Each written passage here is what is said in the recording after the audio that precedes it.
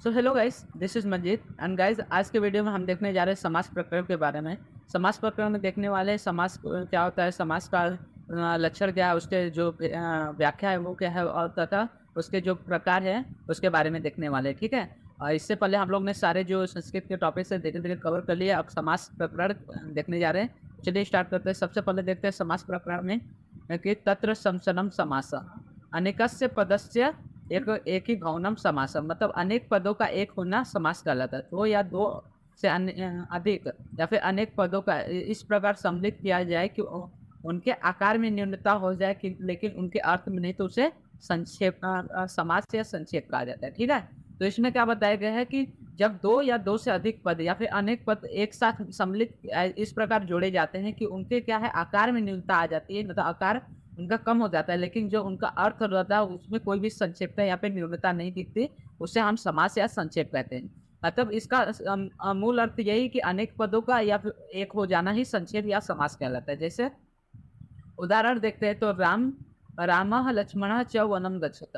तो राम लक्ष्मणो वनम गच्छत। अब क्या हो गया कि यहाँ पे बस जो पद था वो थोड़ा और न्यून हो गया है, ठीक है, छोटा हो गया है। वाक्य जो है और छोटा हो गया है। इसके अलावा जो वाक्य का अर्थ है वो समान है। जैसे इसमें क्या बताया गया है, राम लक्ष्मण वन में जाते हैं, उसी तरह इसमें इसका भी अर्थ है राम लक्ष्मण वन जाते हैं। तो दोनों में क्या है, सिर्फ न्यूनता देखने को मिली है समास करने के बाद, उसके अर्थ में कोई भी परिवर्तन नहीं देखा गया है। अब संधि और समास में क्या डिफरेंस होते हैं तो वो देख लेते हैं। तो संधि जो होता है वो वर्ण संयोग होता है, मतलब संधि में क्या है, दो वर्ण को जोड़ा जाता है। समास में दो पदों को जोड़ा जाता है। देवः आलय, ये क्या है, आपका दो शब्द हो गए, पद हो गए, उसमें देवस्य आलय क्या है, संधि हो गई, क्योंकि इसमें विग्रह और अ को जोड़ा जा रहा है, तो इसमें क्या है, वर्ण जोड़ा जा रहा है। और देवालय क्या हो गया, आपका समास हो गया, क्योंकि इसमें पद जोड़ा जा रहा है। अब संधि में विभक्ति नहीं हटती, लेकिन जो समास है उसमें विभक्ति का लोप होकर सिर्फ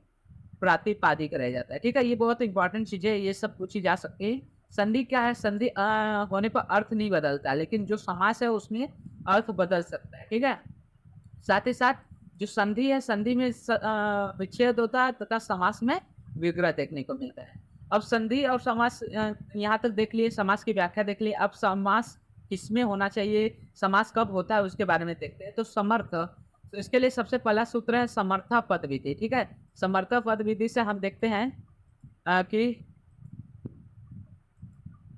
समर्थ पद विधि में क्या बताया गया कि दो दो या दो से ज्यादा वर्ण जो अर्थानुरूप जुड़ने का सामर्थ्य रखते हैं उससे समास कहते हैं। मतलब जो जब दो या दो से अधिक वाक्य जब दो वाक्यों में क्या होता है, अर्थ भिन्नता नहीं आती, तो उसमें समास होता है, लेकिन जब उनमें अर्थ भिन्नता देखी जाती है तो उनमें समास नहीं होता। इसीलिए इसका सूत्र दिया गया है समर्थ पद विधि, मतलब जो दो शब्द अर्थानुरूप रूप जोड़ते हैं, मतलब उनमें जुड़ने के बाद कोई भी चेंजेस या बदलाव देखने को नहीं मिलता है, ठीक है।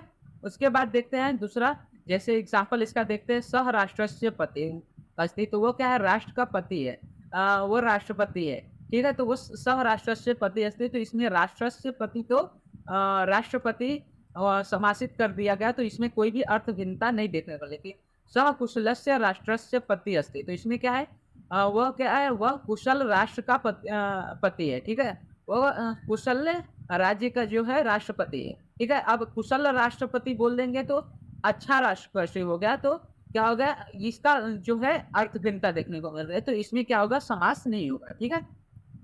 उसके बाद दूसरा सूत्र देखने को मिलता है सह सुपा, मतलब सुबंध का सुबंध के साथ ही समास होता है, अर्थात सुप प्रत्यय से बने पदों का ही समास होता है, ठीक है। जैसे सुबंध में नाम, संख्या, अव्यय, प्रोदंत, तद्धित आदि आ गए। मतलब जो है यहाँ पे बताना यही चाहता है कि सभी शब्द जो होते हैं, जो सभी पद होते हैं समास, वो फॉर्म करते हैं समास, लेकिन जो तिगंत होता है वो समास फॉर्म नहीं करता है, ठीक है। अब समास के प्रकार देखते हैं। तो समास के 5 प्रकार होते हैं।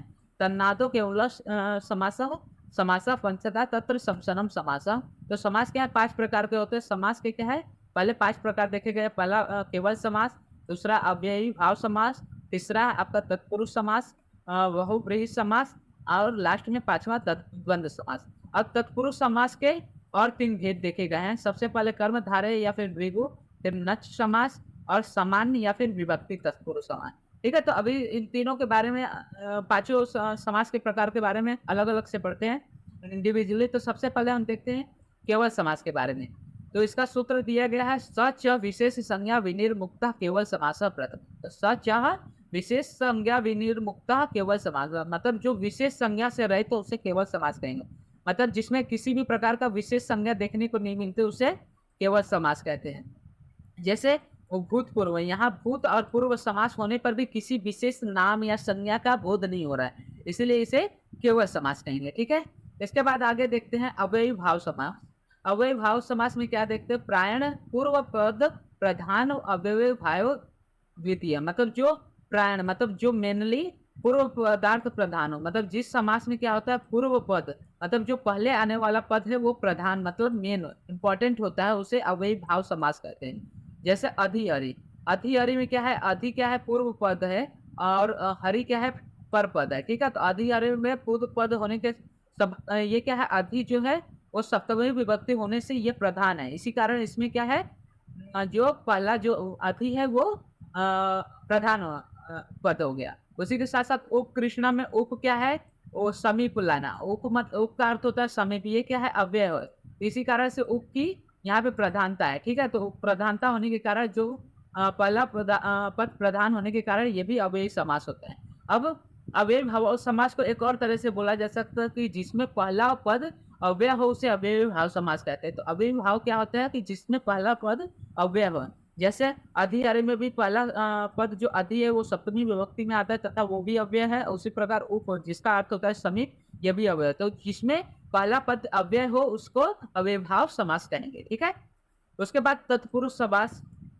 तो प्रायण उत्तर पदार्थ प्रधान तत्पुरुष तृतीय। तो तृतीय जो हमारा समास है वो तत्पुरुष समास है, जिसमें क्या होता है उत्तर पद प्रधान होता है। हमने अव्ययी भाव में देखा कि जो पूर्व पद होता है वो प्रधान होता है, उसी प्रकार तत्पुरुष में क्या होता है कि जो उत्तर पद होता है मतलब बाद में आने वाला पद होता है, पर पद होता है वो प्रधान होता है, उसे तत्पुरुष प्रधान समास कहते हैं। जैसे राष्ट्रपति, तो इसमें क्या है राष्ट्रस्य पति, तो राष्ट्र क्या है इंपॉर्टेंट नहीं है, उसका पति मतलब राष्ट्र का पति जो है तो वो क्या है इसमें पति, ये क्या है इंपॉर्टेंट नहीं, यहाँ पति से विशेष व्यक्ति का बोध हो रहा है। ठीक है, यहाँ राष्ट्रस्य पति मतलब राष्ट्र का पति होने के कारण, राष्ट्रपति होने के कारण यहाँ पे पति शब्द से एक विशिष्ट व्यक्ति का बोध होता है, इसलिए यहाँ पे जो पति शब्द है मतलब जो उत्तर पद है वो प्रधान है। उसी प्रकार राजपुरुष, तो यहाँ पे पुरुष जो है वो यहाँ पे षष्ठी तत्पुरुष समास हो जाएगा। ठीक है, उसी प्रकार चौर भयम, चौरात भयम में जो भयम है इसकी ये जो पर पद है वो प्रधान होने के कारण इन सभी में तत्पुरुष प्रधान हो जाएगा। ठीक है, इसके बाद हम देखते हैं कि तत्पुरुष के दो भेद पहले देखते हैं कि तत्पुरुष के भेद होते हैं कर्मधारय और वेगी। तो तत्पुरुष भेद कर्मधारय कर्मधारयो भेदो द्विग। तो तत्पुरुष का जो भेद होता है सबसे पहले कर्मधारय होता है और कर्मधारय का एक और भेद होता है जिसको हम द्विगु कहते हैं। ठीक है, तो तत्पुरुष समास का भेद कर्मधारय है। कर्मधारय क्या होता है, तो विशेषण विशेष कर्मधारय समास। जब हम विशेषण विशेष्य के बीच में देखते हैं, विशेषण और विशेष्य का संबंध देखते हैं तो वो कर्मधारय समास कहलाता है। जैसे भेदक जो कि विशेषण होता है उसका सामान्य भेद विशेष के साथ जो होता है बहुलते से समास होता है। जैसे कृष्ण सर्प, यहाँ पे कृष्ण क्या होगा विशेषण हो गया, सर्प क्या हो गया विशेष हो गया। तो सर्प की विशेषता बताई जा रही है कृष्ण के द्वारा, मतलब कृष्ण क्या हो गया यहाँ पे विशेषण हो गया, सर्प विशेष हो गया। तो काला सांप, तो काला हो गई उसकी विशेषता और सर्प हो गए विशेष से। तो यहाँ पे विशेष से और विशेषण का संबंध बताने के कारण इसमें तत्पुरुष कर्मधारय तत्पुरुष समास लगेगा। ठीक है, उसके बाद द्विगु समास में क्या होता है संख्या पूर्व द्विगु। तो जिसमें विशेषण जो है वो संख्यावाचक रहे तो उसे कर्मधारय का भेद द्विगु समास कहा जाता है, मतलब जहाँ पे विशेषण क्या है संख्यावाचक रहे।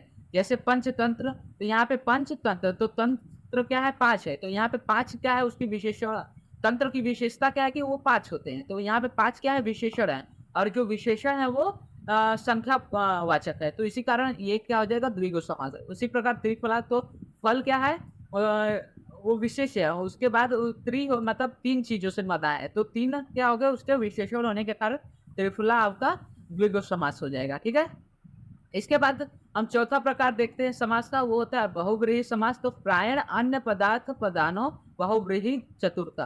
तो प्रायण अन्य पदार्थ प्रधानो बहुव्रीहि चतुर्थ। तो जो चतुर्थ समास है, चौथा समास है, वो बहुव्रीहि समास है, जिसमें क्या होता है, जो पहला और द्वितीय पद है, मतलब उसके अतिरिक्त कोई अन्य पद होता है, उसकी प्रधानता हो जाती है। जैसे समास में कहे गए पद से भिन्न अन्य पद अर्थ की प्रधानता हो, उसे बहुव्रीहि समास कहते हैं। जैसे लंबोदर। अब लंबोदर आपको पता होगा, लंबोदर हम गणेश भगवान को कहते हैं, तो लंबोदर से क्या होता है, गणेश भगवान। तो लंब और उदर, तो जिसका लंबा उदर हो उससे हमें गणेश भगवान की अनुभूति होती है। तो हमें क्या है, अन्य अर्थ मिल रहा है, अन्य अर्थ की प्रधानता, मतलब गणेश की प्रधानता देखने को मिल रही है। इसी कारण यहाँ पे आपका बहुव्रीहि समास हो जाएगा। उसी प्रकार नीलकंठ, नीलकंठ से हमें शंकर देव की या शंकर भगवान का अध्ययन होता है, उनकी प्रधानता देखने को मिलती है, इसलिए नीलकंठ भी बहुव्रीहि समास होगा। तो विग्रह करेंगे तो नीलकंठ यस्य सह नीलकंठ, नीलकंठ यस्य सह नीलकंठ। पीताम्बर, अब पीताम्बर शब्द से विष्णु भगवान, पीत अंबर, तो पीताम्बर से क्या होता है, विष्णु भगवान का ज्ञात होता है। तो यहाँ पे किसी अन्य पद की प्रधानता होने के कारण जो पीताम्बर है वो भी बहुव्रीहि समास। उसी प्रकार दशानन, 10 आनंद मतलब 10 सिरों वाला, 10 सिरों का इससे क्या होता है, रावण की अनुभूति होती है। रावण शब्द का प्रधानता देखने को मिलती है। यहाँ पे क्या होता है, 10 आनंद में 10 और आनंद में से किसी भी जो पद है उसकी प्रधानता देखने को, उसके अतिरिक्त रावण जो दशानन है, इस पद की प्रधानता देखने को मिल रही है। इसी कारण ये क्या होगा, बहुव्रीहि समास कहलाता है। ठीक है, तो मतलब जब दो पद सम्मिलित हो रहे हैं, जब दो पदों का योग हो रहा है, लेकिन हमें किसी अन्य पद की प्रधानता देखने को मिल रही है, तो उसको हम बहुव्रीहि समास कहेंगे। ठीक है, उसके बाद द्वंद्व समास। तो प्रायण उभयो पदार्थ प्रधानो द्वंद्व पंचमा। तो जब क्या होता है कि दोनों पदों की प्रधानता देखने को मिलती है, तो ऐसे समास को द्वंद्व समास कहा जाता है। जैसे राम कृष्ण, तो इसमें क्या है, राम और कृष्ण दोनों पद क्या है, प्रधान है। इसी कारण से इन्हें राम कृष्ण क्या हो गया, आपका द्वंद्व समास हो गया। अब हम तत्पुरुष में एक तीसरा जो है वो नच समास भी देखते हैं, जिसमें क्या बोलते हैं, निगोशिएशन या फिर कैंसल, जिसमें क्या होता है, न आता है, मतलब किसी को नकारने का भाव आता है, उसको हम नच समास कहते हैं, जो कि एक तत्पुरुष समास का ही प्रकार है, भेद है। तो अस्वस्थ, मतलब अस्वस्थ किसे कहते हैं, तो न स्वस्थ इति अस्वस्थ, इसमें क्या है, न आ रहा है, नकारने का भाव आ रहा है, मतलब जो स्वस्थ नहीं रहता उसको अस्वस्थ कहते हैं। अयोग्य मतलब न योग्य इति अयोग, और अनंत न अंत इति अनंत, तो न आने का भाव जिसमें होता है उसे नच समास कहा जाता है। तो इस प्रकार से हम लोग ने पहले केवल समास में देखा है, जिसमें देखा कि कोई भी विशेष संज्ञा नहीं बनते, तो विशेष संज्ञा विनिर्मुक्त केवल समास। सबसे पहले क्या देखा, सच विशेष संज्ञा विनिर्मुक्त केवल समास प्रथमा। उसके बाद द्वितीय समास देखा, अव्ययी समास, जिसमें देखा कि प्रायण पूर्व पदार्थ प्रधानो अव्ययी भाव द्वितीय। तो तीसरा जो देखा हमने, तत्पुरुष देखा, प्रायण उत्तर पदार्थ प्रधानो तत्पुरुष तृतीय है, जिसमें क्या होता है, उत्तर पद प्रधान होता है। उसमें हमने भेद देखा कर्मधारय का, जिसमें विशेषण विशेष का संबंध रहता है। उसके बाद कर्मधारय का हमने एक और भेद देखा, द्विगु समास। द्विगु समास में क्या था कि संख्यावाचक विशेषण होता है, और बहुव्रीहि समास जो कि चतुर्थ है, उसमें क्या देखा कि जो प्रायण है उस अन्य पद की हम प्रधानता देखते हैं। उसके बाद पांचवा देखा कि दोनों पदार्थों की, दोनों पदों की हम प्रधानता देखते हैं।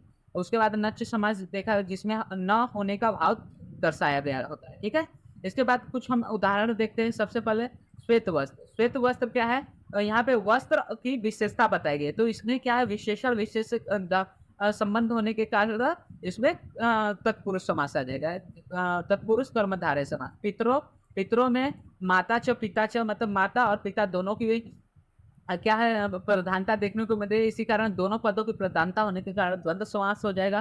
तो सप्तदिन, 7 दिन की विशेषता बताई दे रही है 7 द्वारा। तो 7 क्या है, संख्यावाचक विशेषण होने के कारण ये कर्मधारय द्विगु तत्पुरुष समास हो जाएगा। उसके बाद पाषाण हृदय। पाषाण हृदय से हमें क्या है, पत्थर दिए, मतलब इसमें किसी अन्य पदार्थ की हमें प्रधानता देखने को मिल रही है, इसलिए कारण ये बहुव्रीहि हो जाएगा। महापुरुष, तो यहाँ पे पुरुष की क्या होता है, महानता है, उसके बारे में विशेषता बताई जा रही है, इसलिए कर्मधारय।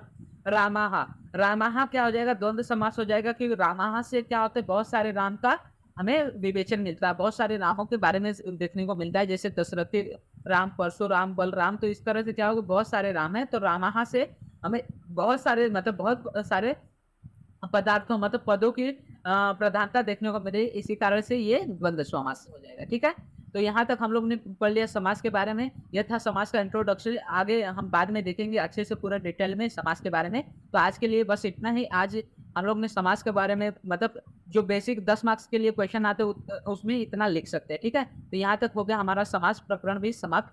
आगे देखते हैं अव्यय आदि के बारे में, ठीक है?